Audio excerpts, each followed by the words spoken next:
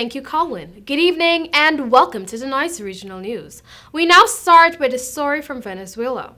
Venezuelan President Nicolas Maduro has urged women to have 6 children for the good of the country.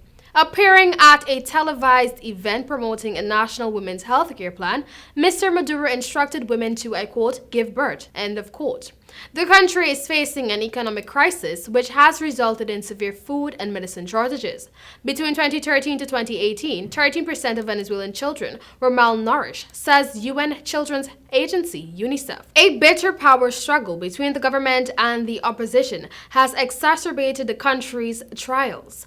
Opposition leader Juan Guaido is considered the legitimate leader of Venezuela by more than 50 countries. But President Maduro, the country's left-wing leader who enjoys the support of the Venezuelan military, has remained in power. I quote, every woman should have 6 children for the good of the country, end of quote, he said, adding that it was, I quote, Women's Week, in reference to International Women's Day on March 8th. Supporter of Mr. Guaido responded angrily on Twitter. Monela Bolivar, a member of the opposition-controlled National Assembly, said in a tweet, hospitals are not functioning, vaccines are scarce, women cannot breastfeed because they are malnourished or buy baby formula because it is unaffordable, and the country faces forced migration due to humanitarian emergency. And for our other story, we turn to Trinidad and Tobago for some rather tragic news.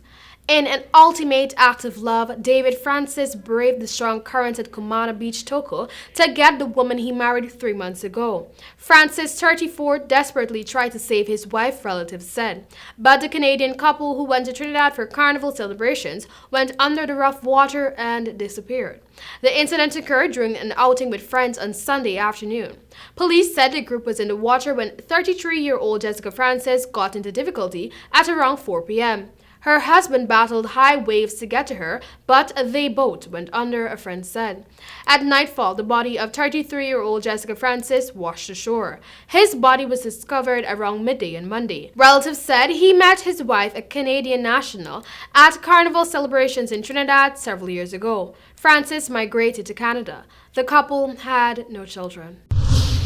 And finally, in Haiti, Haiti's President Jovenel Moïse on Monday named a new prime minister to tackle the country's worsening socio-political and security crisis.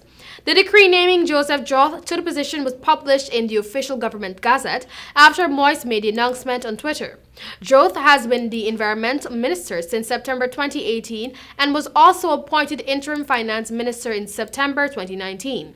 He replaced Jean-Michel Lapin, who had been acting as prime minister. Joth is the third person Moïse has appointed to the post since then. Lawmakers have never approved any of his nominees, hampering the government's ability to function. Elections could not be held last autumn, and Parliament has not been in session since January. That means Joth's appointment cannot be ratified according to constitutional rules. Political talks that began last summer to find a way to form a new government came to nothing, and the opposition is demanding that Moïse step down before any further discussion can even begin. And that was all for tonight's regional news. Thank you for joining, and back to you, Colwyn.